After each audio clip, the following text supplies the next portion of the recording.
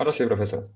Ya, buenas tardes. Como directora del Centro de Estudios Europeos de la Universidad de Concepción, les doy la bienvenida a este seminario que realizamos online en el marco de la Cátedra Jean Monnet de la Unión Europea y fruto de las vinculaciones que empezamos a tener con la Universidad de Córdoba en España, pero además extendiéndonos también hacia otras ciudades y universidades en este mismo país.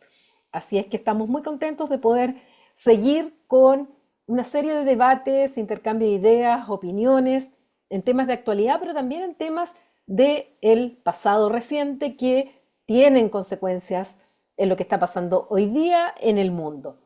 El seminario al cual los hemos invitado es la construcción de soberanías en disputa tras la desintegración de Yugoslavia, los casos de Kosovo y República de Srpska.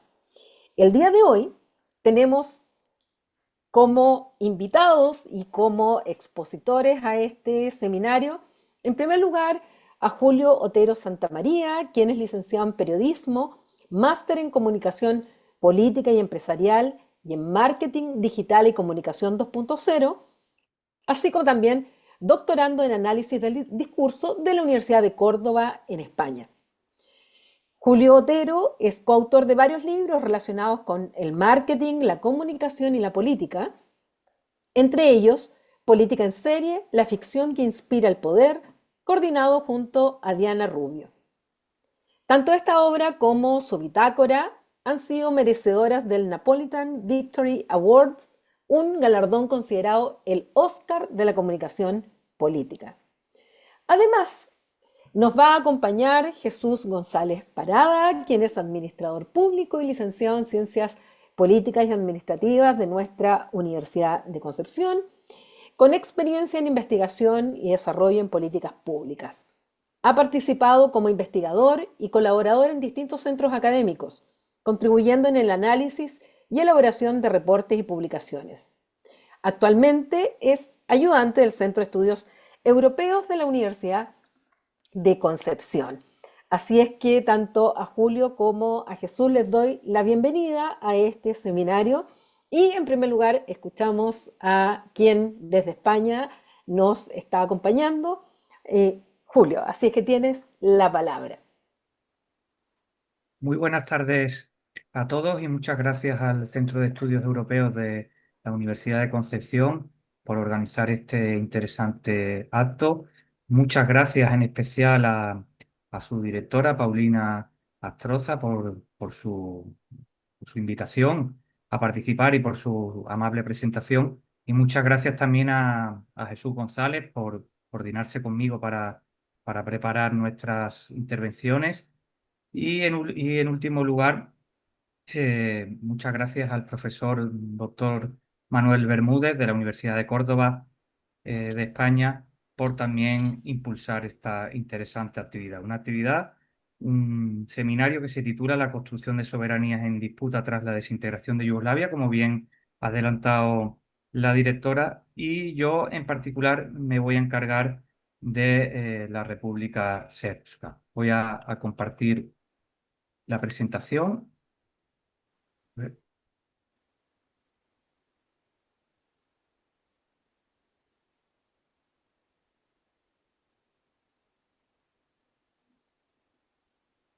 Perfecto, ¿la pueden ver ustedes? Sí, sí.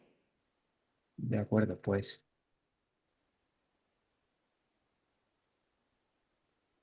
Bueno, pues lo primero es explicar qué es y qué significa la República Srpska. República Srpska significa en español, traducido del serbio, República Serbia, pero Serbia como adjetivo, porque existe también la República Serbia, Serbia sustantivo, que se pronuncia República Serbia. ¿Qué es la República Srpska? Pues es una de las dos entidades territoriales de Bosnia y Herzegovina. Ven ustedes ahí el mapa. eh, pues es la que está en el mapa más oscuro. La República Srpska, donde viven la mayor parte de los serbios de Bosnia y Herzegovina, y la parte más Clara es la otra entidad, la Federación de Bosnia y Herzegovina, donde viven la mayor parte de los ciudadanos de etnia bosniaca o croata. Y en medio, en morado ahí arriba, está el distrito de Brčko, que teóricamente es un condominio de ambas entidades territoriales, pero que funciona como un municipio con autonomía local, que es multiétnico y que depende directamente del Estado central. Eh,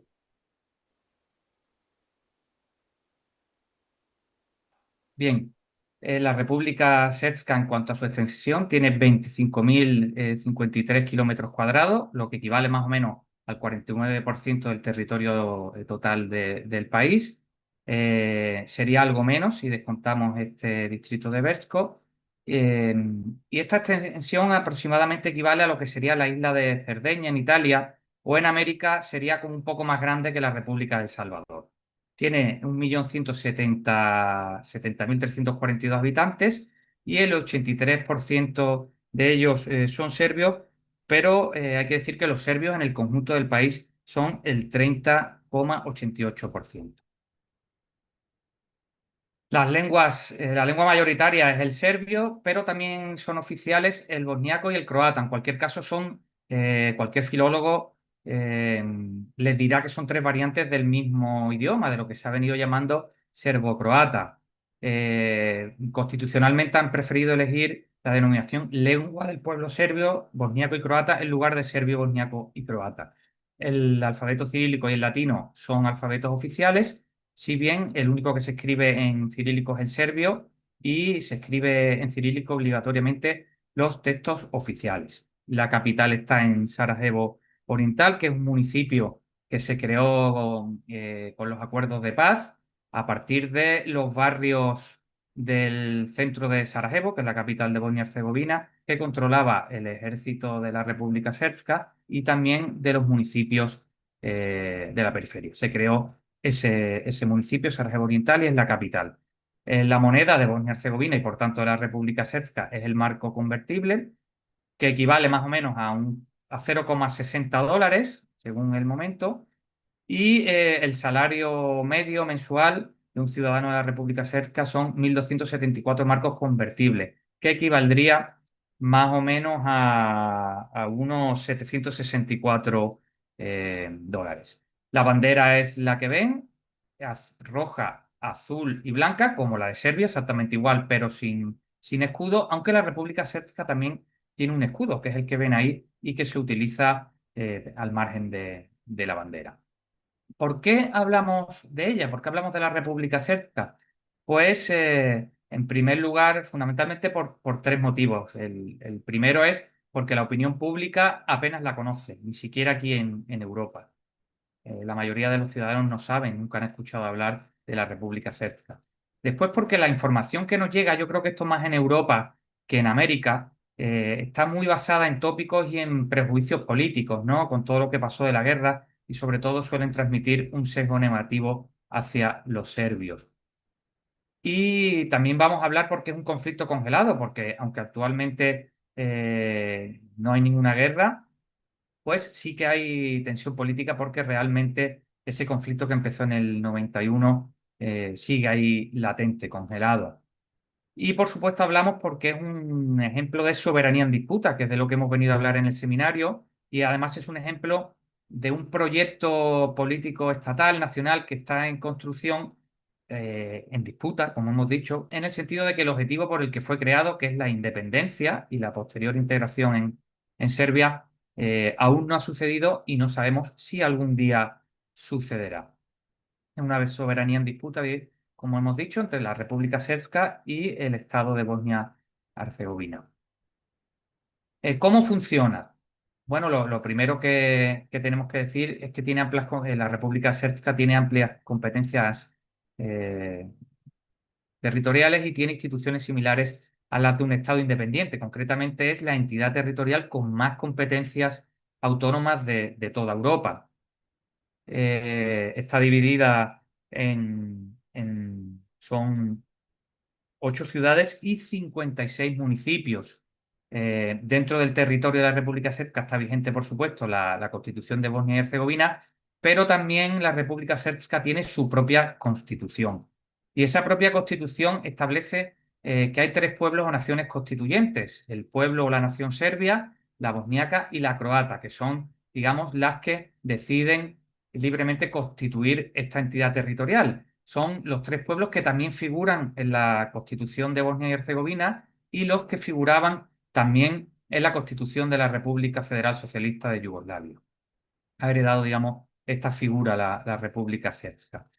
En el Poder Legislativo hay que decir que está la Asamblea Nacional, que tiene 83 diputados que se eligen por sufragio universal con un mandato de 4 años, y que también está el Consejo de los Pueblos, que dirime únicamente los asuntos eh, que alguno de los pueblos, que los representantes de estos pueblos considere que son de vital interés. Si hay una disputa en algo que alguno de estos pueblos considere que es muy importante para ellos, que les afecta, pues esta institución se encarga de ello. Hay también un poder ejecutivo que tiene representantes de las tres naciones. Hay un equilibrio étnico en muchas de las instituciones de Bosnia y de la República Srpska. En primer lugar, hay un presidente de la República que se elige por sufragio directo, y dos vicepresidentes que tienen que pertenecer a los otros dos pueblos constituyentes. El presidente de la República siempre es serbio, que es el grupo étnico mayoritario en la República, y los dos vicepresidentes pues es el candidato más votado de las listas croatas y el más votado de las bosniacas. Este presidente propone un primer ministro a la Asamblea Nacional, y la Asamblea Nacional pues elige. Este viceprimer ministro suele ser evidentemente de etnia serbia, pero tiene a su vez también dos vicepresidentes que tienen que ser de las otras etnias o pueblos constituyentes de la República. El gobierno está formado por 16 ministros, y de ellos 8 son serbios, 5 bosniacos y 3 croatas. Y si tienen si tienen más miembros, tienen que guardar esta paridad. El Poder Judicial consta de un Tribunal Supremo y de un Tribunal Constitucional. Y hay que decir, por último, que la capital de facto está en Banja Luka, que es la ciudad más grande del país, que tiene 221.106 habitantes, y es la capital económica del país. Formalmente es Sarajevo Oriental, pero está de facto en Banja Luka. El Parlamento, el gobierno tiene su sede allí. Eh, bueno, hay que decir que el presidente de la República es Milorad Dodik, de la Alianza de Socialdemócratas Independientes, pero ha sido destituido en el pasado mes de agosto. Veremos por qué, y ahora mismo el puesto está vacante. ¿Cómo funciona Bosnia y Herzegovina? Voy a dar simplemente dos pinceladas que afectan a la República Srpska. Técnicamente, Bosnia y Herzegovina es un protectorado, y es un protectorado porque la máxima autoridad realmente es el alto representante.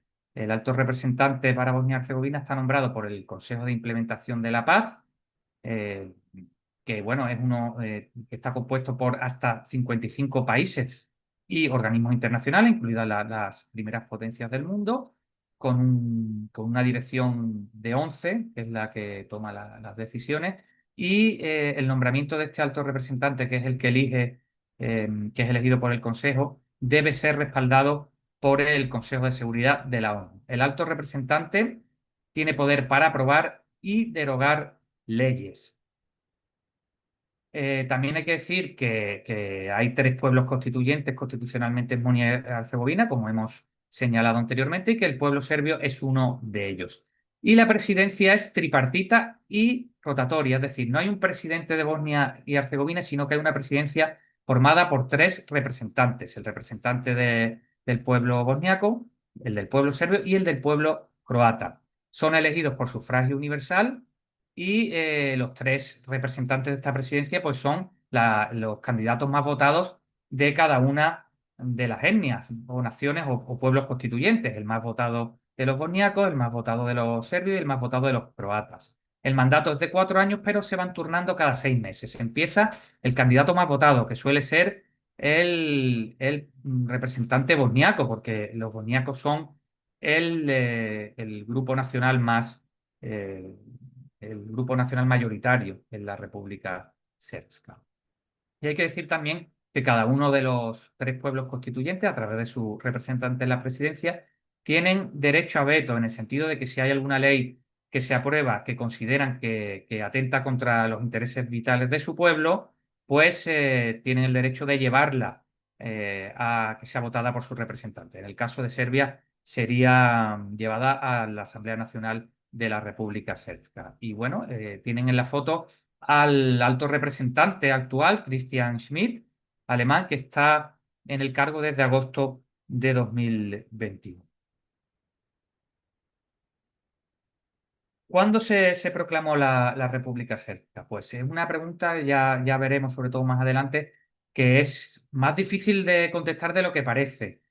El antecedente, que se llama la República del Pueblo Serbio en Bosnia y Herzegovina, se proclamó por parte de diputados serbo-bosnios el 9 de enero de 1992, 3 meses antes de que estallara la guerra, digamos, oficialmente, ¿no? Y al principio, pues no fue reconocida ni dentro ni fuera de las fronteras de Bosnia y Herzegovina.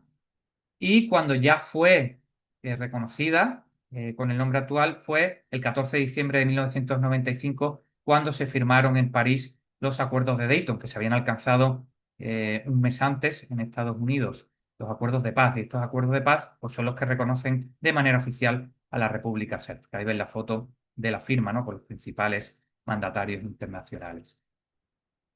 ¿Por qué se creó? Pues en síntesis, se creó como respuesta a la desintegración de Yugoslavia y más en concreto al plan, a la hoja de ruta independentista que tenían los diputados bosníacos y croatas para la República Socialista de Bosnia y Herzegovina.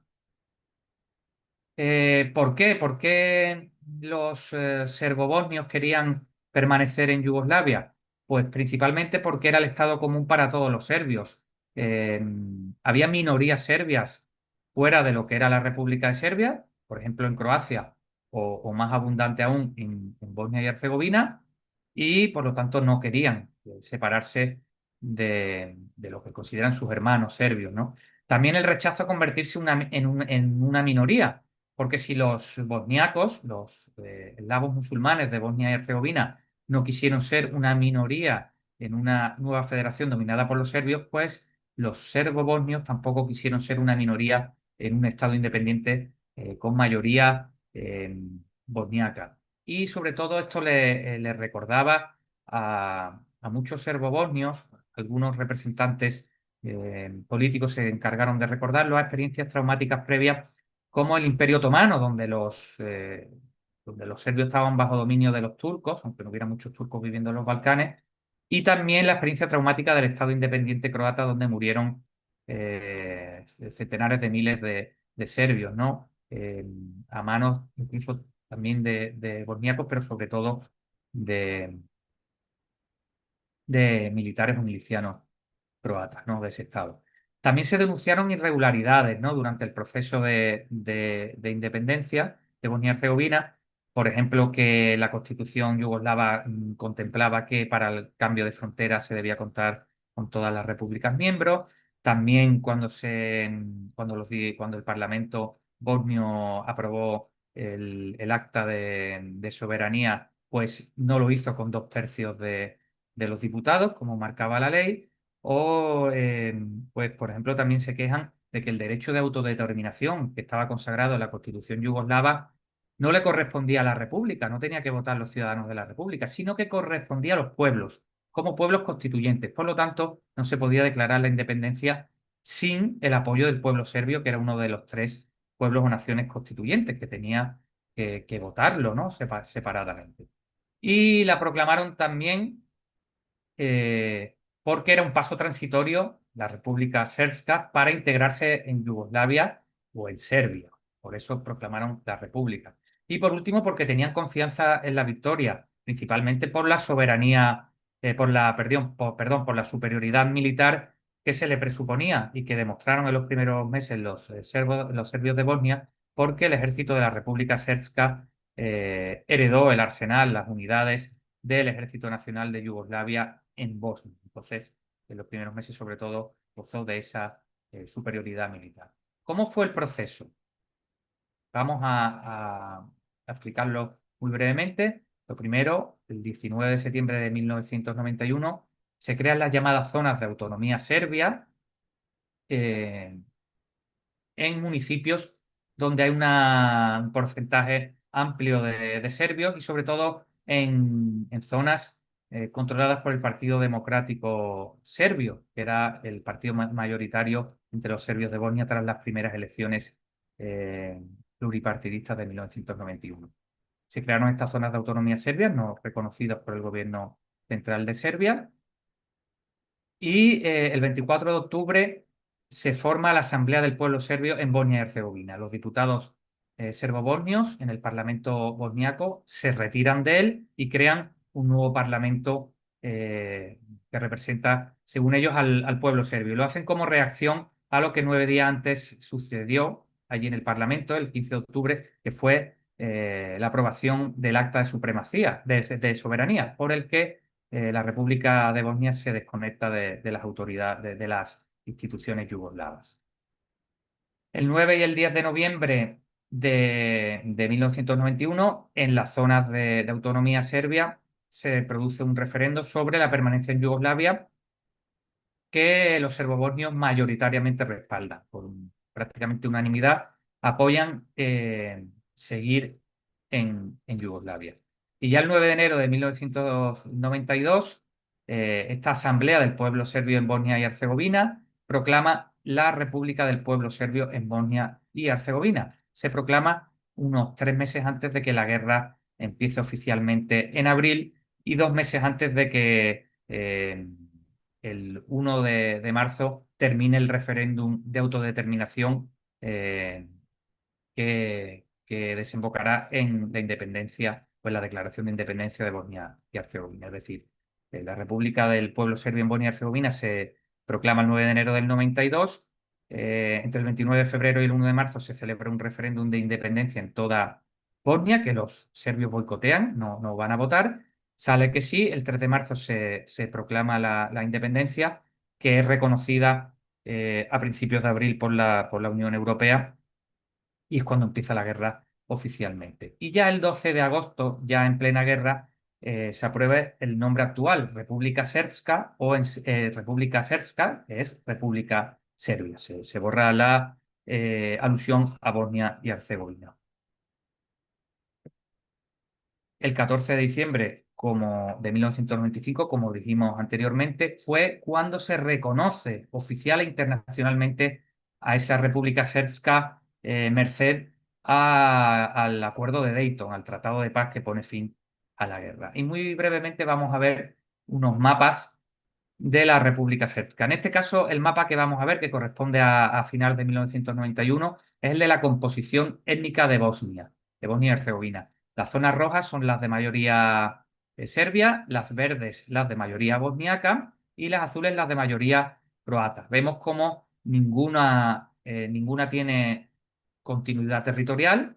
Eso motivó la guerra cuando no se consiguió llegar a ningún acuerdo, porque ven que la República Srpska, que es básicamente lo que está en rojo, lo que fue la República Srpska, que es lo que está en rojo, no llegó a tener continuidad territorial. Los colores más suavitos, los que no son tan intensos, el verde, el rojo y el azul intenso, son las zonas en las que no hay una mayoría del 66% de esa etnia. Por lo tanto, también ahí eso fue un motivo de conflicto, porque en zonas de mayoría musulmana o de mayoría serbia vivían mezclados, sobre todo en las ciudades, y ahí se produjeron episodios de limpieza étnica. El bando que controlaba militarmente esa ciudad pues expulsaba a los ciudadanos de otras etnias fuera. Este mapa del orden mundial son las regiones autónomas serbias de las que hablaba antes. Las tienen ahí en azul y en rojo. También sin continuidad territorial. Estas son las zonas de autonomía serbia, se proclamaron en septiembre del 91.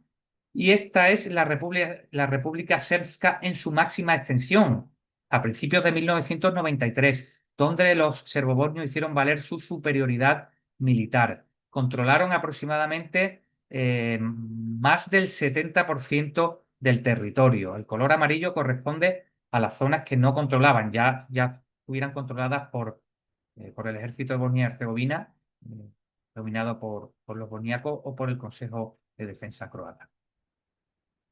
Esta es la República Srpska justo antes de Dayton. Es pues el 87% del territorio completo de Bosnia y Herzegovina. El 47, perdón, el 47%, menos de la mitad del territorio de Bosnia y Herzegovina. Es menos que lo que es actualmente. ¿Y por qué del 93 al 95 ha menguado el territorio de la República Srpska? Porque la OTAN entró en Liza, entró en la guerra apoyando al bando de los bosnios y los croatas, ¿no? Que estaban aliados, aunque también tuvieron sus meses de guerra entre ellos, pero bueno, estaban aliados contra los serbios por la independencia de Bosnia, y ese apoyo de la OTAN pues hizo que la República Srpska tuviera esas importantes pérdidas territoriales. Aquí sí que he dividido el territorio controlado por croatas y musulmanes, aunque fueran aliados. El verde es el de los bosniacos o musulmanes y el azul es el de los croatas. Y por último, la República Srpska tras Dayton, como es actualmente, que lo vimos ya en la primera lámina, ocupa un poquito más. En la negociación de Dayton, la República Srpska renunció a algunas zonas de interés, incluida la capital Sarajevo, pero, y al territorio que tenía conquistado, pero ganó en continuidad territorial y ganó en porcentaje de territorio. Es el 49%. El 49% sin el distrito de Berchko, que no se decidió en Dayton, que se pospuso y que finalmente el alto representante en el año 2000, el año al que corresponde este mapa, decidió que sería un distrito independiente, con lo cual al final la República Srpska no tiene esa continuidad territorial. No sé si lo ven ahí en el norte, en verdecito entre el azul y el rosa. Es como es actualmente la República Srpska, el 48% del territorio nacional de Bosnia y Herzegovina. ¿Cómo ha ido subiendo la tensión política? Pues ha ido subiendo principalmente a partir del año 2010, en el que había un ambiente de agravio entre los serbios de Bosnia y Herzegovina y entre los serbios del mundo, tras la independencia de Montenegro en 2006, de Yugoslavia, pero sobre todo de la que no reconocieron y de la que era ilegal según las leyes yugoslavas e internacionales, que era la de Kosovo, que acaeció en 2008. Milorad Dodik, curiosamente, al llegar al poder, pues al llegar al poder él comienza, digamos, a subir la tensión. Y digo curiosamente porque Milorad Dodik al principio fue apoyado por la Unión Europea y Estados Unidos. Y fue apoyado cuando estaba en la oposición porque era considerado como un contrapeso al nacionalismo serbio, considerado por ellos radical, del Partido Democrático Serbio, que estuvo desde el principio de la guerra en el poder, y veían a él alguien moderado y cooperador. Pero sin embargo, Dodik cambió en el sentido de que se distanció de la comunidad internacional y lo hizo principalmente porque él sentía y siente que la República Srpska estaba y está en peligro. Y lo hizo principalmente, lo sentía así principalmente por dos motivos. Porque a su juicio no se estaba implementando correctamente el acuerdo de Dayton, el Estado central le estaba quitando competencias, según su criterio, a Bosnia y Herzegovina, y después porque también la decisión que tomaban las instituciones estatales y los tribunales perjudicaban y perseguían a los serbios. Bueno, pues esto tiene dos consecuencias. El discurso de Dodik, por un lado, deslegitima a las autoridades estatales por socavar la República Srpska y por perseguir a los serbios. Y fundamentalmente me refiero al alto representante, al Tribunal Constitucional y a la Fiscalía de Bosnia y Herzegovina. Esto es la primera línea, digamos, de su discurso. En los primeros años los serbios de Bosnia, el establishment político, aseguraba abiertamente que no estaba a favor del acuerdo de Dayton, pero sin embargo estuvo hasta cierto punto cooperando para implantar las instituciones de autogobierno, y también porque la presidenta que designó Karadzic pues que era considerada alguien radical por el propio Karadzic, por ejemplo, por eso la nombró, pues se moderó mucho, incluso pidió perdón. Ella estuvo condenada por el Tribunal de La Haya. También, por supuesto, Karadzic, que fue el primer presidente, y es algo que cabrea, que enfada bastante a los serbios, porque muchos lo consideran un héroe por enfrentarse al poder internacional y a las autoridades de Bosnia y crear la República Srpska, y otros que no están tan de acuerdo con sus actuaciones simplemente porque consideran que no se está tratando con justicia a los bandos de la guerra, porque consideran que hay muchas más condenas de serbios. Entonces, por un lado, como decía, Dodik llega al poder en 2010, piensa que está en peligro la República Srpska y en su discurso comienza a deslegitimar a las autoridades por socavar las competencias y por perseguir a los serbios. Esto crea un conflicto continuo de competencias porque hay muchas leyes y convocatorias de referendos que aprueba la República Srpska que son anulados por los tribunales y por el alto representante. También ha crecido la crispación política porque hay una polarización entre los nacionalistas serbios y los nacionalistas bosniacos, fundamentalmente, y después también hay cruces de declaraciones a nivel internacional entre los políticos de Estados Unidos, de la Unión Europea y las autoridades serbo-bosnias. Y esto provoca también que se haya producido cierta internacionalización del conflicto, en el sentido de que Estados Unidos, por ejemplo, ha sancionado a Dodik y a otros representantes políticos serbobosnios. La Unión Europea también ha amenazado en repetidas ocasiones. Hay, asimismo, una demonización de Milorad Dodik en los medios de comunicación internacionales. Y, por otro lado, la República Srpska ha conseguido apoyos políticos muy importantes, no tanto en Serbia, que a veces le apoya, pero que está interesado en mantener distancias y contemporizar para que no suba la tensión, pero en la Hungría de Víctor Orbán y en la Rusia de Vladimir Putin. La otra línea, digamos, del discurso de Dodik y de las autoridades serbobosnias es criticar al Estado, esto sí que se venía haciendo anteriormente,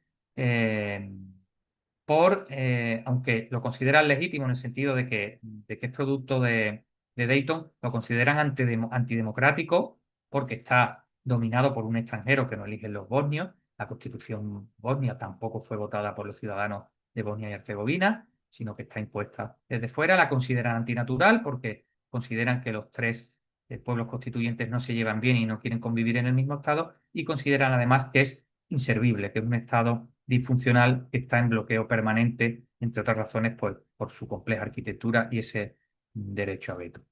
Los hitos de esa escalada los vemos también muy rápidamente.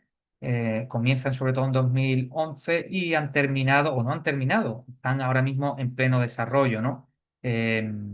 Son sobre todo, hemos señalado aquí los hitos de esta escalada de tensión en relación a la República Srpska solo, y la pauta común es que el alto representante toma decisiones o los tribunales, el Tribunal Constitucional emite sentencias que el gobierno de República Srpska considera que atenta contra los serbios. Y tienen una respuesta, bien la convocatoria de un referéndum para que se pronuncie al respecto la ciudadanía de la República Srpska, o se aprueban leyes o se amenaza con aprobar leyes que, digamos, hagan prevalecer las de República Srpska sobre las estatales, o directamente desconecten a la República Srpska de la legislación estatal. Eso pasó. Y otra cosa curiosa de estos episodios que ven ahí, 2011, 2015, 2016, es que en la mayoría de los casos las cuestiones, las leyes y las sentencias de los tribunales,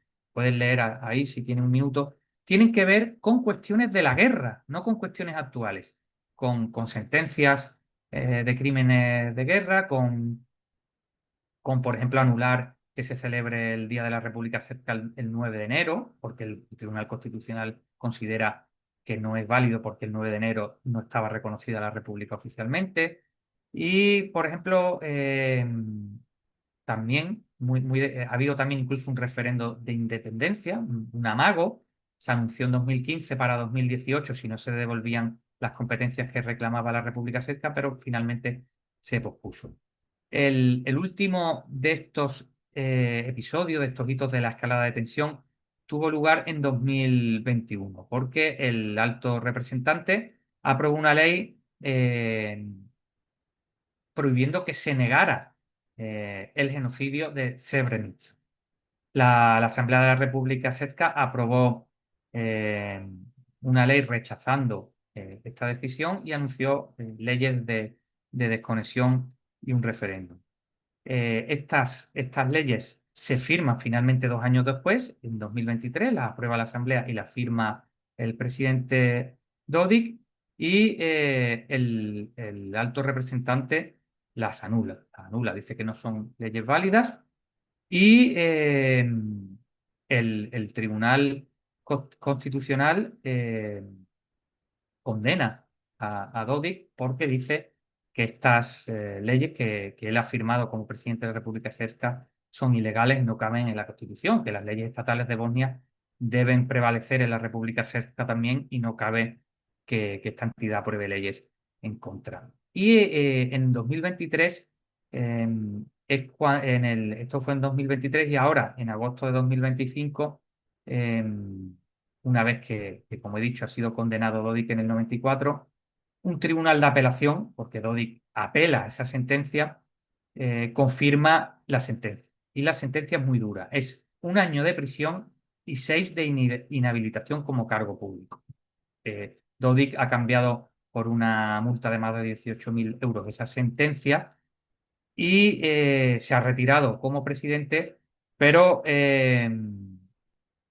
sin embargo, ha convocado un referéndum porque la Comisión Electoral Nacional, en consecuencia con este fallo, ha convocado elecciones a 90 días, ha convocado elecciones para el mes de noviembre y Dodik ha convocado un referéndum para octubre en el que los ciudadanos de República Srpska se tienen que pronunciar sobre si aceptan o no esta condena a su persona y ha anunciado que no piensa organizar esas elecciones.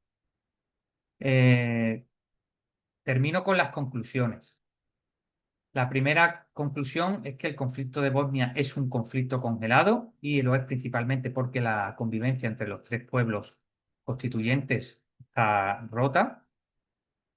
Viven además en entidades separadas, no viven tan mezclados en los mismos municipios como antes de la guerra, ni mucho menos. Hay un sentimiento de agravio serbio que continúa, que se consideran discriminados por las instituciones estatales y también por las internacionales. También hay una tensión creciente que no ha terminado, que se traduce en una crispación política, sobre todo con el nacionalismo bosniaco, que también pues algunos políticos bosniacos han amenazado con la guerra. El caso de Bakir Izetbegović, el hijo del primer presidente de la Bosnia Independiente, o como un representante del 2006 bosniaco de la presidencia que abogó por la eliminación de la República Srpska y de todas las entidades territoriales, ¿no? Y también, aparte de esta crispación política interna, hay disputas internacionales crecientes en torno a esta cuestión. Eh, Podemos decir que Bosnia y Herzegovina es un estado disfuncional, que está en un bloqueo permanente, que no se toman grandes decisiones, porque siempre hay uno de los tres pueblos la veta. Por ejemplo, no está en la OTAN, pese a que croatas y bosníacos quieren, porque los serbios lo vetan, no reconoce a Kosovo y viceversa. Ideas que tienen los serbios pues son vetadas por los bosníacos, por los políticos bosníacos y por los políticos croatas.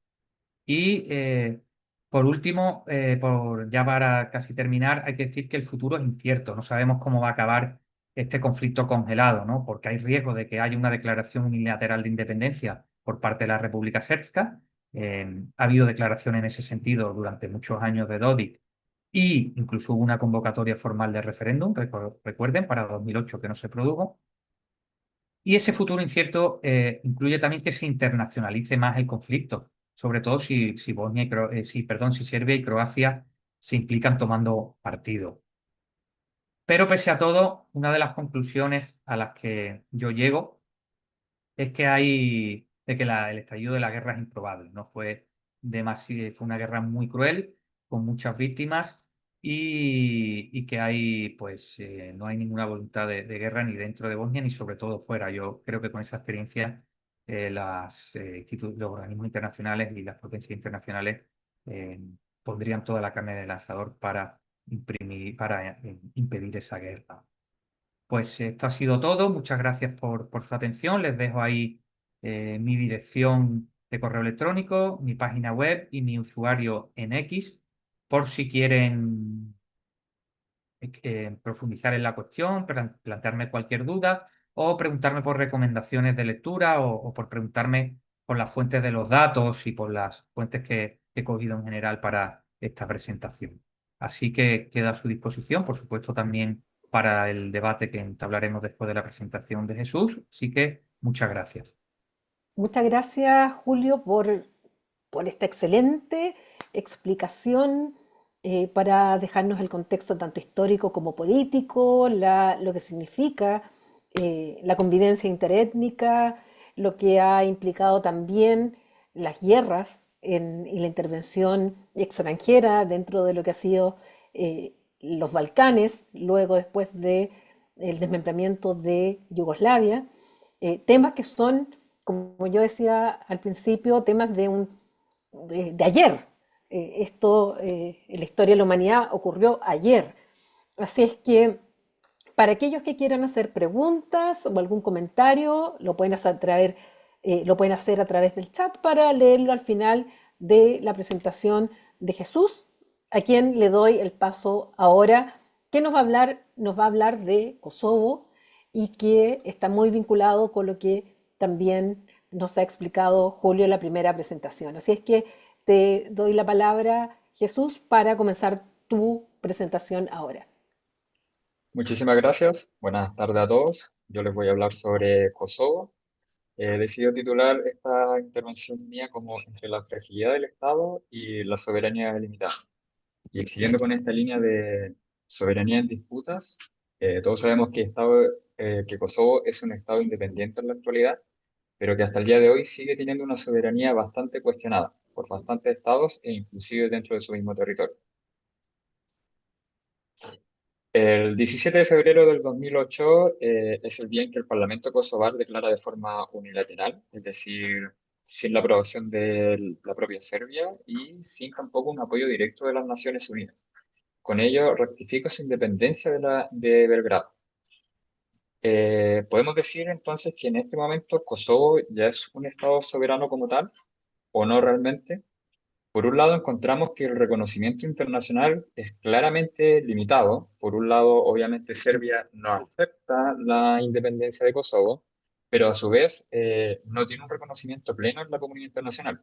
Por ejemplo, dos miembros permanentes del Consejo de Seguridad de las Naciones Unidas, China y Rusia, hasta el día de hoy no aceptan la independencia de Kosovo. Y de igual forma hay cinco miembros de la Unión Europea, entre ellos España, que siguen sin reconocer al Estado kosovar. En otras palabras, Kosovo existe internacionalmente, pero existe solo para algunos, para otros no. El problema viene de que esto no solamente se radica en el plano internacional, sino que en el plano interno dentro de la misma Kosovo también existen cuestionamientos a su propia existencia, a su propia soberanía, haciendo que dentro de las propias fronteras, especialmente en el norte de Kosovo, las comunidades de mayoría serbia se identifican aún con Belgrado y se oponen abiertamente a la independencia de Kosovo. Es decir, de que incluso dentro del propio territorio kosovar, para algunos Kosovo es un estado soberano, pero para otros no lo es. Entonces, con esto igual tenemos ya una serie de preguntas. ¿Qué significa ser realmente soberano? ¿Basta con levantar una bandera y proclamar la independencia? ¿O la soberanía requiere algo más? Algo más como instituciones sólidas, control efectivo del territorio, reconocimiento internacional. Y en última instancia quiero hacer la pregunta de, ¿puede un Estado frágil, que más adelante vamos a ver por qué Kosovo es un Estado frágil, ser verdaderamente un Estado soberano? Pero antes de ver todo eso, quiero hacer como un breve repaso por la historia de Kosovo, algo bastante superficial, no muy profundo, y por ello quiero centrarme en cuatro puntos importantes sobre la historia de Kosovo. El primero de ellos es la batalla de Kosovo del 1389. ¿Por qué este hecho es tan relevante? Es relevante para entender el por qué para Serbia el territorio kosovar es prácticamente tierra sagrada. Aquí fue donde en esta batalla el príncipe Lázaro de Serbia murió enfrentándose al Imperio Otomano. La derrota marcó el inicio de siglos de dominio turco en los Balcanes y de Serbia, pero al mismo tiempo se transformó en el mito de Kosovo, un mito nacional, una piedra angular en lo que es la identidad nacional serbia. El sacrificio del azar con el tiempo no fue algo inmediato, sino que incluso este mito se consolida en el siglo XIX, fue narrado como un acto heroico, casi sagrado, que convirtió a Kosovo en un lugar de martirio y de destino para la nación serbia. Es decir, que para los serbios Kosovo es tierra santa, es sagrado. Por eso para ellos es tan importante aún conservar esa región dentro de su territorio. Por lo mismo, para Serbia, perder Kosovo no significa solamente ceder un territorio, sino que significa traicionar una parte esencial de su historia y su cultura. Esa carga simbólica explica por qué aún hasta la actualidad Belgrado se resiste a aceptar la independencia kosovar e incluso aún sigue intentando recuperar el dominio sobre esta.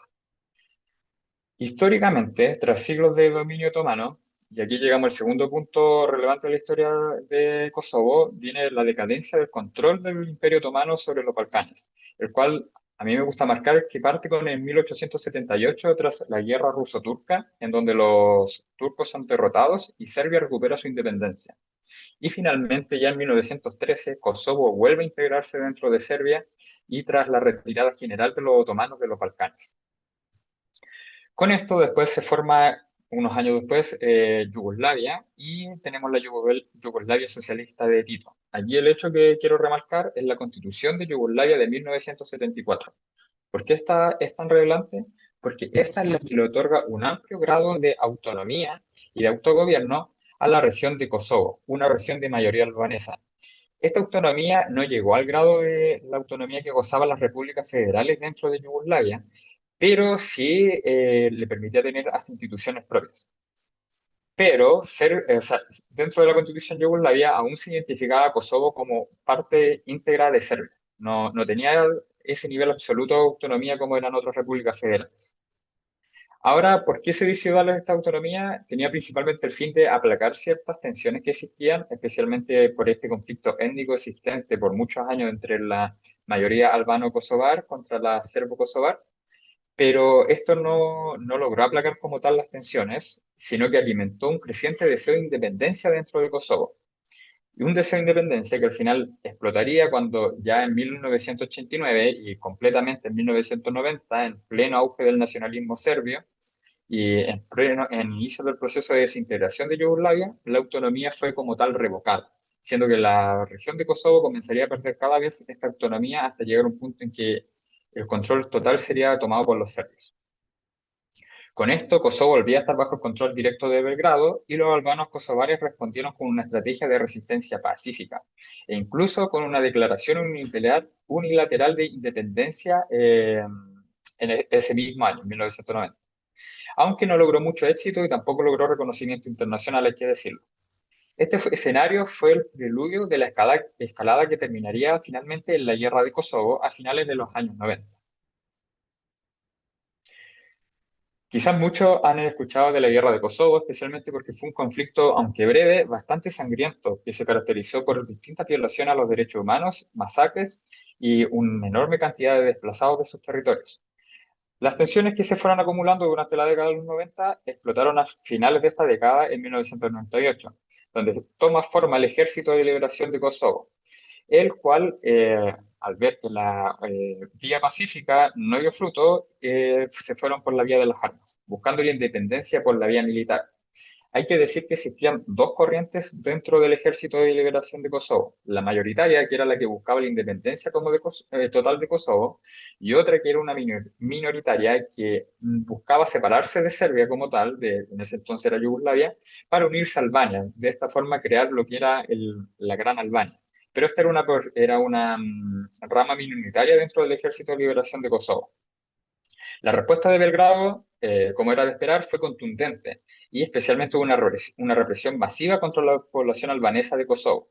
Ambos bandos cometieron repetidos crímenes de guerra y distintas violaciones a los derechos, contra los derechos humanos. Los operativos serbios incluyeron desde asesinatos, desplazamientos forzados y episodios de limpieza étnica, los cuales tuvieron un impacto muy grande dentro de la comunidad internacional.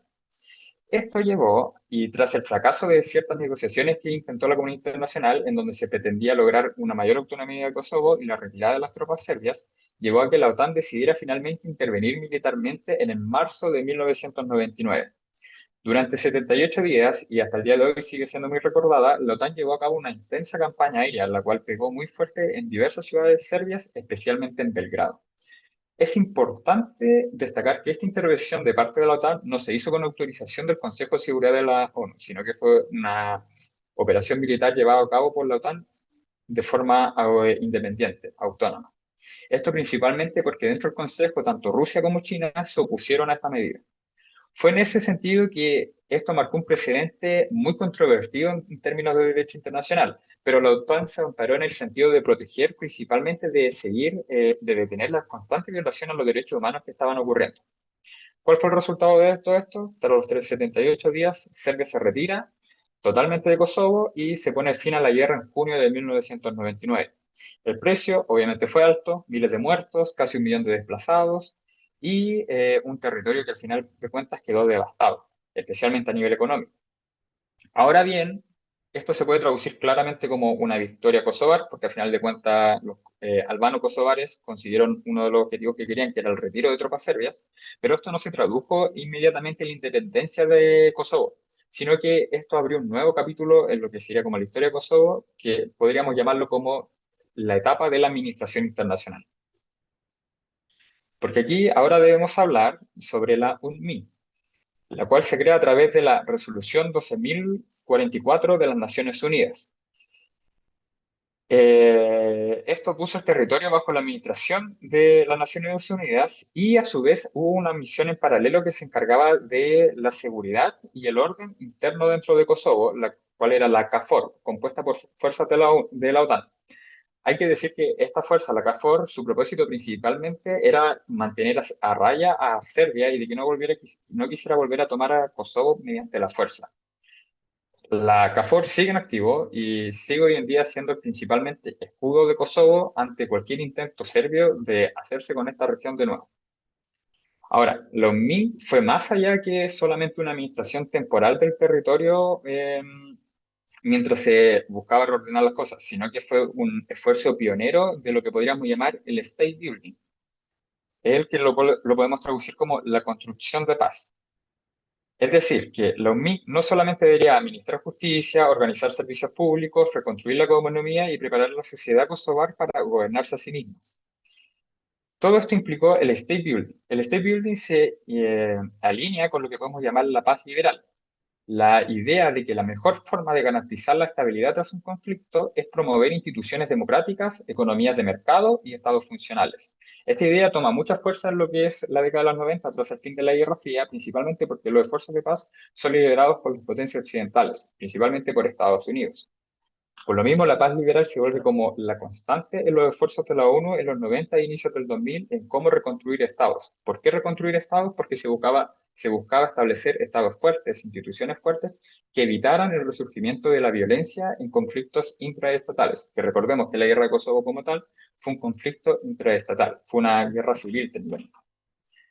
Ahora bien, hay que hacer un paréntesis y es que en todo el periodo de la UNMIN, que va del 1999 hasta el 2008, que es cuando se declaró la independencia de Kosovo, nunca se definió el estatus final de Kosovo. Es decir, que las Naciones Unidas nunca tuvieron claro si realmente lo que querían dejar al final era un Estado kosovar independiente o querían lograr una provincia autónoma dentro de Serbia. Esta ambigüedad acompañó todo el proceso. Lo único que tenía claro las Naciones Unidas en el proceso de construcción del Estado en Kosovo era que era indispensable levantar instituciones fuertes para evitar un nuevo ciclo de la violencia. Y acá aparece una pregunta clave. ¿Qué hace un Estado que sea fuerte? Hay distintos politólogos como Sebastián Mazuca identifica 3 atributos esenciales, que son la legitimidad del Estado, la autonomía y la capacidad. La legitimidad tiene que ver con la población perciba como apropiado obedecer a las autoridades y respetar a las reglas del juego político.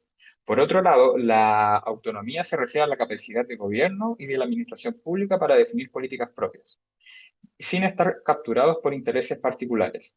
Y finalmente, la capacidad estatal alude al nivel de desarrollo de las instituciones públicas, la calidad de sus funcionarios y a la efectividad para implementar las decisiones que se tomen. la capacidad no se refiere solamente al monopolio de la fuerza, sino de contar con un aparato administrativo que funcione con probidad y especialmente con profesionalismo. Estos criterios son fundamentales para entender el caso de Kosovo, porque lo que intentaba la UNMIK era justamente sentar las bases de un Estado legítimo, autónomo y con capacidad. El problema, como vamos a ver en el siguiente bloque, es que el conflicto étnico, que es el principal problema tras bambalinas en todo lo que es el caso kosovar, se convirtió en el mayor obstáculo para alcanzar este objetivo. En este esquema que vemos en pantalla podemos ver justamente qué es lo que pasa cuando una de las tres capacidades de las que se busca construir con el state building se deteriora. Da como resultado un estado frágil. Finalmente llegamos al tema del conflicto étnico. Hasta ahora hemos visto cómo la UNMIK buscaba construir instituciones fuertes en Kosovo, pero hubo un obstáculo que atravesaba todo el proceso y el que todavía sigue presente, el cual es el conflicto étnico. Kosovo, como es bien sabido, es un territorio multiétnico. Allí conviven principalmente albaneses, que representan la mayor parte de la población, y serbios, concentrados principalmente en el norte. Pero tampoco podemos olvidar que existen pequeñas comunidades tales como turcos, bosnios y bosnios. En teoría, esta diversidad étnica debería ser como tal una riqueza, pero en la práctica siempre ha sido la fuente de constantes tensiones entre las comunidades, las cuales no solamente son políticas, sino que también son sociales, económicas y culturales. Diversos autores definen los conflictos étnicos como choques entre grupos que se identifican ya sea por idioma, religión o culturas o todo a la vez. Y estos conflictos no se dan siempre por la búsqueda de poder político, sino que se da por la defensa de sus propias identidades.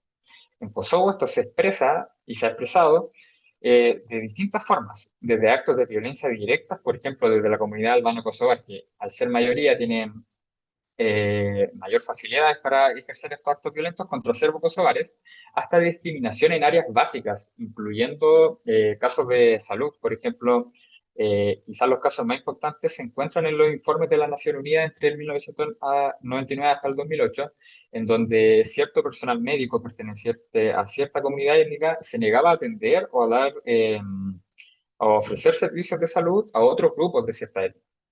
También esto se reflejaba en hechos económicos, donde, por ejemplo, los derechos de propiedad se aplicaban de manera desigual dependiendo de qué grupo étnico pertenecía la persona. La consecuencia de todo esto fue una fragmentación social profunda. Albaneses y serbios viven prácticamente en mundos paralelos, especialmente en las regiones norteñas, con desconfianza mutua y muy poca interacción entre sí. Debemos recordar a todo esto que un Estado no es otra cosa que la representación política de la misma sociedad. Entonces, si la sociedad está fracturada y enemistada, construir un Estado fuerte se vuelve una tarea casi imposible. Por ello, la UNMI lo entendió bien. Por eso insistió en que la reconciliación étnica era un requisito fundamental para consolidar un Estado o al menos unas instituciones sólidas. Incluso si Kosovo no llega a independizarse, sin embargo, a pesar de los avances, tales como crecimiento económico, mejoras en servicios básicos, cierta estabilidad, la cual la entregaba principalmente la CAFOR, los informes de la ONU entre el 2000 y 2008 señalan de que las causas profundas del conflicto nunca se resolvieron como tal. ¿Cuáles serían estas causas principales? Es las que podemos ver en el siguiente árbol de problemas, las cuales son los discursos de odios, los cuales han alimentado desde fake news, que increíblemente por esos años ya estaban presentes y se transmitían a través de emisoras de radios que, bueno, eran prácticamente ilegales, eran clandestinas. Secuelas de guerra que hasta el día de hoy siguen, que son principalmente crímenes de guerra que no se han juzgado. Hasta el día de hoy, la comunidad serbo-kosovar exige la condena de ciertos miembros del Ejército de Liberación de Kosovo que llevaron a cabo ciertas masacres, pero nunca han recibido juicio alguno. De hecho, muchos de los comandantes del Ejército de Liberación de Kosovo, acusados de estos crímenes, hoy en día ocupan posiciones de poder político dentro de Kosovo. Está más que decir que una de las principales causas es la propia polarización étnica, la cual se da desde el adoctrinamiento infantil, grupos conflictivos y obviamente un nacionalismo extremo tan típico de la región de los Balcanes. Y finalmente tenemos la limitada intervención de los grupos minoritarios étnicos en el sistema político. Y es que al final en Kosovo ocurre mucho de este tema de la dictadura de la mayoría. Al haber una mayoritaria presencia de albano-kosovares, la intervención que logran hacer los serbo-kosovares dentro del sistema político kosovo es muy limitada, por lo cual su representación queda bastante escueta, por así decirlo, y al final de cuentas se ven atropellados por todas las medidas que deciden tomar los albano-kosovares. Los efectos de estos son los más típicos que conocemos: violencia étnica, inestabilidad política y principalmente problemas de gobernabilidad. Por eso, cuando en el 2008 se declara la independencia de Kosovo, de manera unilateral, volvemos a recordar, lo hizo heredando unas instituciones incompletas y principalmente poco legítimas a ciertos sectores de la sociedad.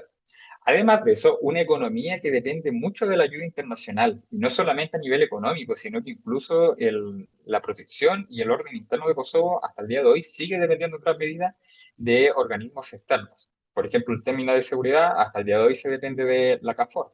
A nivel de economía, Kosovo depende en gran medida de la Unión Europea y de la EULEX, que es la misión permanente de la Unión Europea presente en Kosovo. Y además de eso heredó un territorio claramente fragmentado. Desde el inicio, Kosovo, en el 2008, nace como un Estado frágil. Y aquí está el punto clave. Esa fragilidad estatal se tradujo en fragilidad de la soberanía, porque sin instituciones sólidas ni cohesión social, la soberanía de Kosovo ha sido desde su origen limitada y vulnerable. La fragilidad del Estado de Kosovo. Con esto ya hemos visto que en 2008 es un Estado incompleto, una sociedad profundamente dividida, y aquí es donde tenemos un concepto central, el del Estado frágil. Muchas veces en la literatura se suele confundir estado frágil con estado fallido, pero no son los mismos conceptos. Un estado fallido es aquel que ya no puede ejercer funciones básicas. Por ejemplo, ha perdido totalmente el monopolio de la fuerza. No controla su territorio y deja de cumplir con los atributos fundamentales que Weber asociaba al Estado. Es decir, es el colapso total. En cambio, un Estado frágil sigue funcionando. Puede tener instituciones, elecciones, crecimiento, inclusive crecimiento económico, pero lo hace con brechas profundas. Tiene los atributos esenciales que habíamos mencionado previamente, que eran autonomía, legitimidad y capacidad, bastante deteriorados. Es decir, no se han perdido por completo estos atributos, pero sí están presentes débilmente. ¿Qué significa esto en la práctica? Un Estado frágil tiene instituciones que existen en el papel, pero cuya autoridad es cuestionada por parte de la sociedad. Tiene un gobierno que toma decisiones, pero limitado por grupos de poder internos, por elites o inclusive por grupos externos. Ya vamos a ver de que la intervención serbia en Kosovo sigue siendo hoy en día muy presente y aún tiene mucho poder, especialmente en las regiones del norte. Y además de eso, un Estado frágil tiene administraciones públicas que prestan servicios, pero de una forma deficiente, ineficiente y especialmente corrupta. Los politólogos hablan de ciertas tipologías dentro de la fragilidad de los estados. Tenemos los estados débiles que se caracterizan por instituciones incapaces, los estados paralelos por estructuras que compiten contra el Estado, o estados neopatrimoniales, donde las élites capturan los recursos del Estado. Kosovo podemos identificar lo que encaja claramente en las dos primeras categorías. Por un lado, es un Estado débil porque su escasa capacidad para dar respuestas efectivas a problemas básicos de seguridad y servicios. Y a su vez, es también un Estado paralelo, porque la falta de legitimidad frente a ciertas comunidades, especialmente la Serbia, ha permitido la existencia de estructuras que compiten contra la del propio Estado. Hasta el día de hoy, aún ciertas instituciones de Serbia tienen presencia en las regiones del norte de Kosovo. Inclusive, ciertos serbo-kosovares han participado de elecciones como tal serbios. Lo importante aquí es entender que la fragilidad no es un mero diagnóstico académico, por así decirlo, sino que realmente tiene consecuencias concretas dentro de todo esto. Significa que Kosovo es extremadamente vulnerable a cualquier tipo de crisis, ya sea política, social, económica. El ejemplo más reciente que tenemos, o de los más graves que hemos tenido en lo que han sido los últimos 5 años, lo tenemos a mediados del 2022, cuando hubo una disputa que era aparentemente menor sobre las matrículas de automóviles y esto desencadenó en varios días de violencia que el Estado kosovar no pudo controlar por su propia cuenta y tuvo que requerir, como siempre, a la intervención externa, en este caso a la KFOR. Con esto ya vamos cerrando el círculo como tal. Un Estado frágil no solo ve limitada su capacidad de gobernar, ve también limitada su soberanía, porque la soberanía, como decíamos en un inicio, no es simplemente declararla, es poder ejercerla de manera efectiva y Kosovo, desde su origen, arrastra la fragilidad de sus instituciones y de su cohesión social. Esa fragilidad es al mismo tiempo la fragilidad de su soberanía.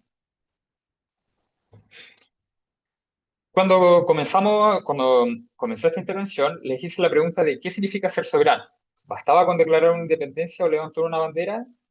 Después de todo lo que hemos hablado, podemos decir que no. Lo que hemos visto es que Kosovo nació en 2008 con instituciones débiles, una sociedad dividida y un reconocimiento internacional incompleto, y bastante limitado, es decir, como un Estado frágil. Y esa fragilidad no es solamente un problema interno, sino que impacta directamente dentro de su soberanía. Un Estado frágil tiene dificultades para ejercer el control efectivo sobre su territorio. En Kosovo, esto es más que evidente en las regiones del norte, donde la población serbia sigue sin reconocer la autoridad de Pristina y mantiene estrechos vínculos con Belgrado. Allí la soberanía del Estado kosovar es poco más que nominal. Un Estado frágil depende de actores externos para garantizar su seguridad. Más de 20 años después del fin de la guerra, la presencia de la KFOR sigue siendo indispensable.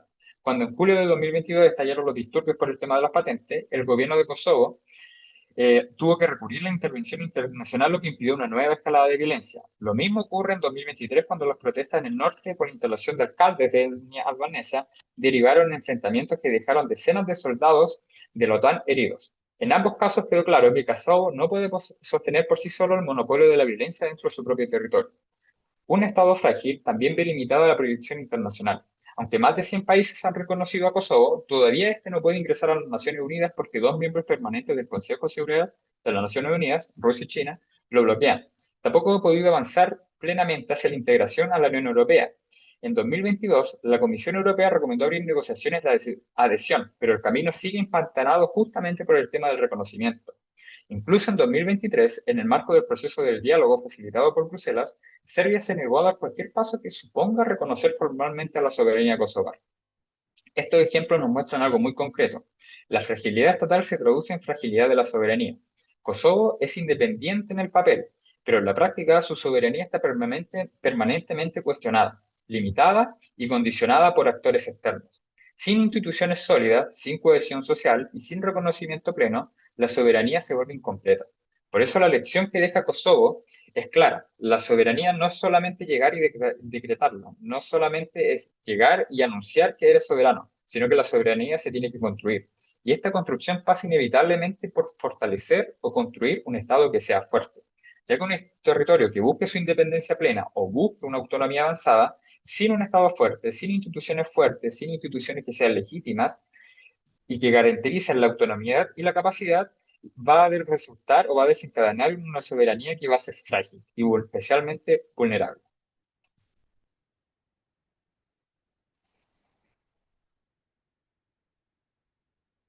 Y con eso doy finalizada mi intervención. Muchas gracias, Jesús. Gracias también por abordar un tema que no es sencillo, que además se encuentra dentro de todo lo que ha significado el desmembramiento de Yugoslavia y por supuesto con todas las consecuencias que ha tenido tanto políticas, jurídicas, en el plano militar, en este caso, étnicas, religiosas y otras, y que explican por qué los Balcanes también hasta el día de hoy no todo está resuelto y tal como ustedes lo han presentado, hay reivindicaciones todavía en varios grupos. Bien, les voy a hacer las preguntas, las voy a leer todas para que tengan un tiempo para contestar. Partiremos en el mismo orden que se presentaron, Julio primero y después Jesús. La primera pregunta dice, le formulo la siguiente interrogante.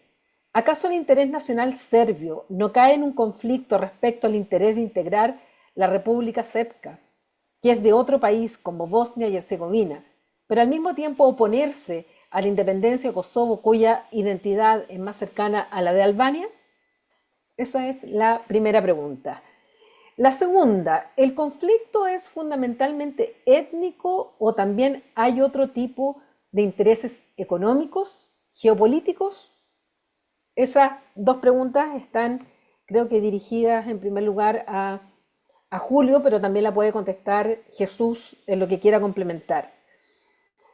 La pregunta anterior fue de Rafael. Ahora la pregunta de Nicolás Ortega, que pregunta, ¿existen ejemplos de otros estados frágiles que hayan superado situaciones similares a las de Kosovo?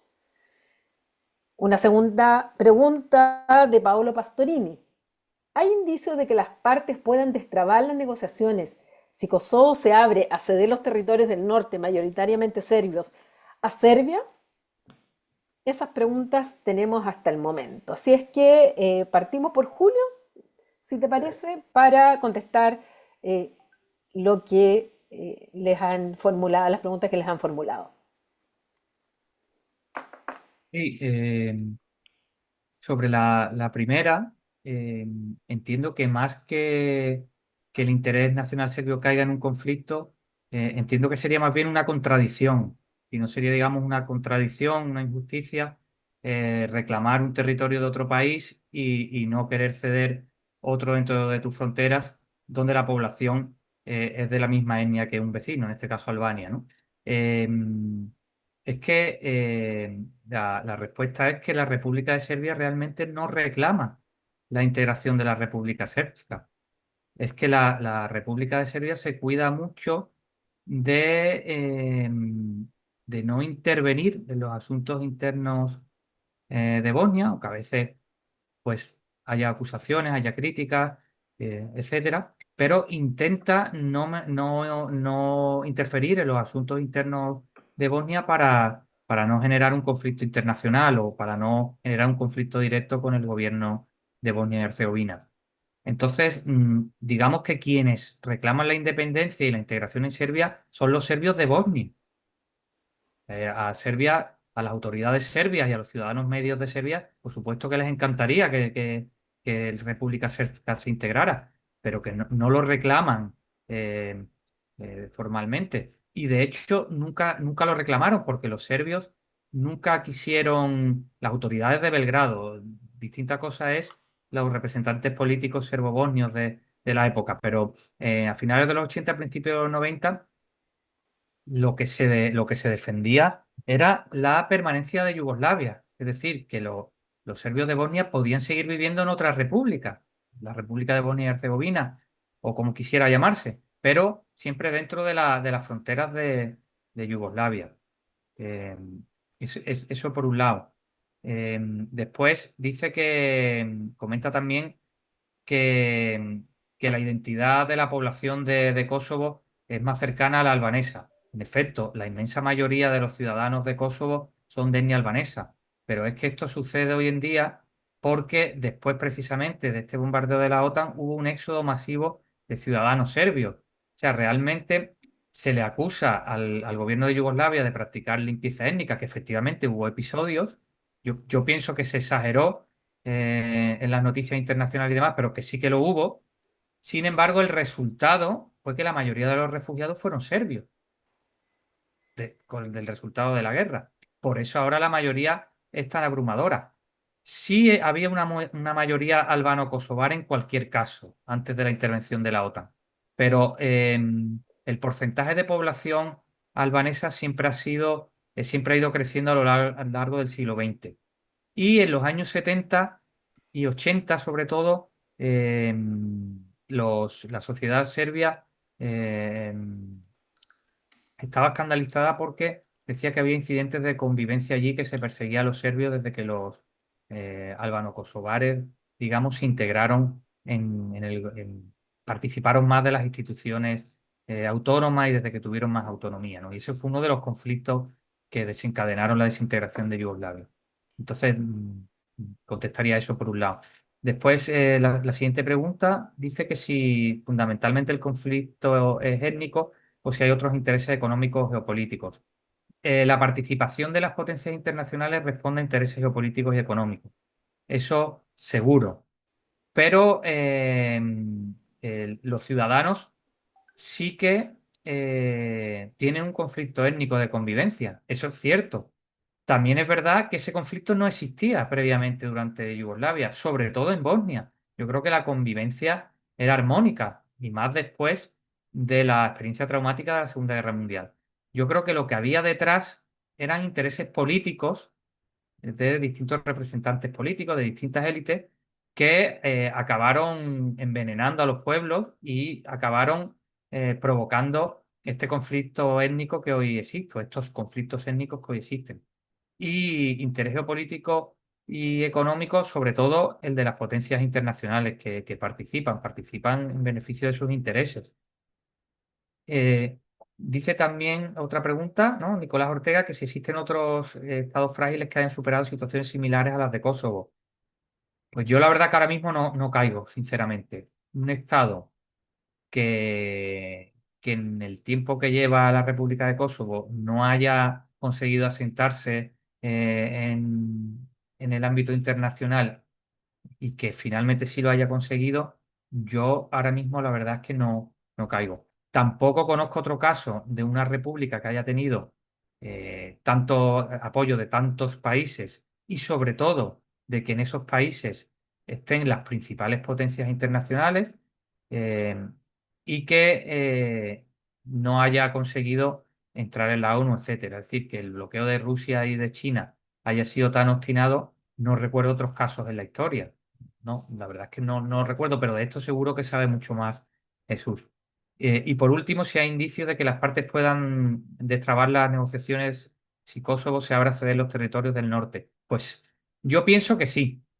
Estoy seguro que sí, pero ahora mismo es un momento muy delicado y es imposible porque Serbia está envuelta en protestas sociales y ahora mismo el gobierno tendría que resolver el frente interno antes de ocuparse de esto. Y por otro lado, en Kosovo hay un gobierno, desde mi punto de vista, más radical, desde el punto de vista del nacionalismo albanés, al menos en el plano discursivo. Kurti está siendo eh, menos proclive a las negociaciones que sus predecesores.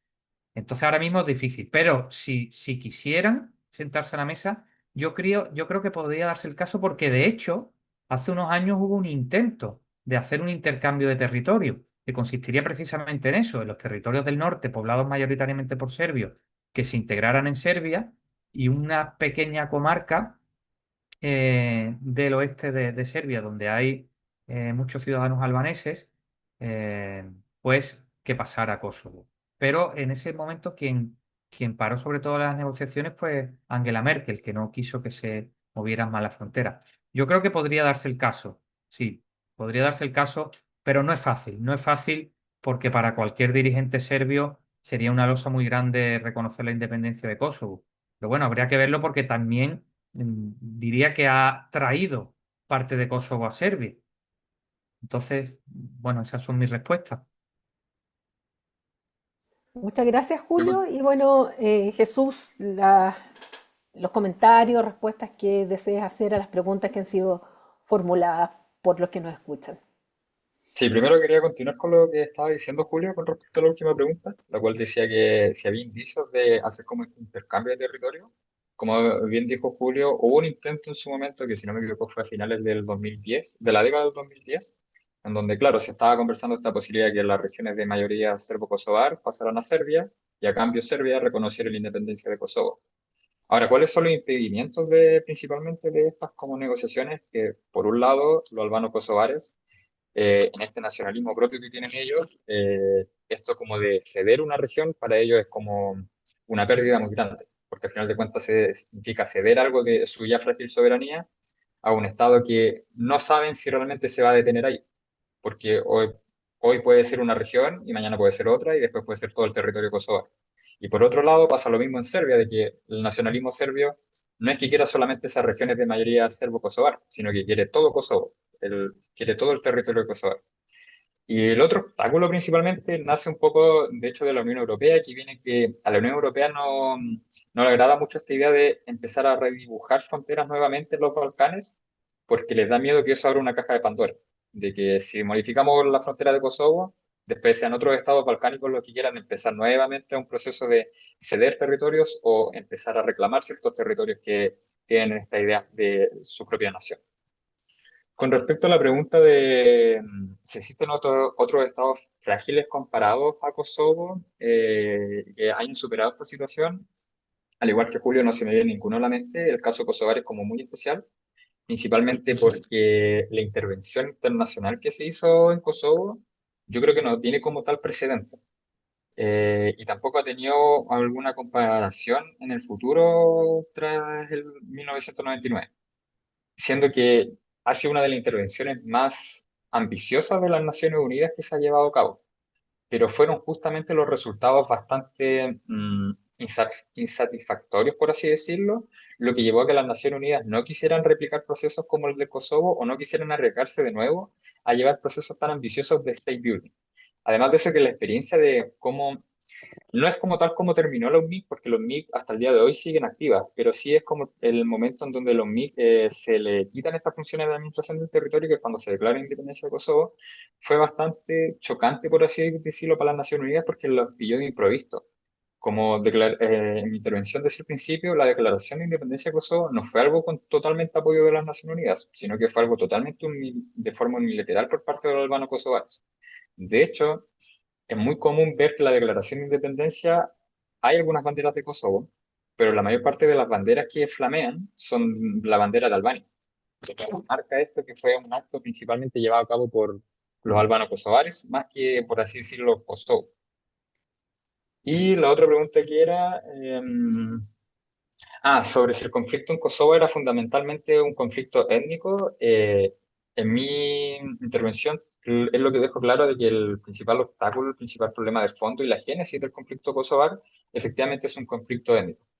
Me tocó en mi tesis trabajar sobre Kosovo y también se llega a estas mismas conclusiones que al final de cuentas el inicio de todos estos problemas, ya sea de seguridad, social, económicos, todos parten desde el conflicto étnico. Este choque entre distintos grupos, especialmente el albano kosovar contra el serbo kosovar, es lo que cimenta toda esta sensación de inestabilidad y que finalmente siempre desemboca en algún tipo de violencia, sea directa o indirectamente.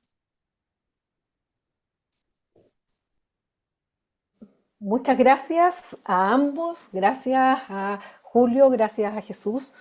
Eh, Muy completas las presentaciones de ambos. Insisto que es un tema que lleva no solamente varias décadas, sino si nos remontamos a sus orígenes, lleva siglos, y por lo tanto es muy interesante y bueno que también aquí en América del Sur, en Chile en particular, conozcamos más de aquellos países y aquellos conflictos que tal vez los más jóvenes no conozcan y que aquellos que tenemos un poco más de edad, bueno, lo vimos incluso en la televisión, cómo se producían las intervenciones en el caso de Kosovo o las lamentables guerras y crímenes que se cometieron en Yugoslavia. Así es que, bueno, muchas gracias y a Julio desde la Universidad de Córdoba, España, a Jesús de la Universidad de Concepción aquí en Chile y por supuesto también agradecemos a quienes nos escuchan en este seminario que quedará guardado en el canal del Centro de Estudios Europeos de la Universidad de Concepción en YouTube, como también lo difundiremos a través del resto de nuestras redes sociales. Así es que muchas gracias y nos despedimos deseándoles una buena tarde y también que asistan a nuestras próximas convocatorias. Muchas gracias. Muchas gracias a todos. Tengan buen día. Muchas Gracias. gracias. Buenas tardes.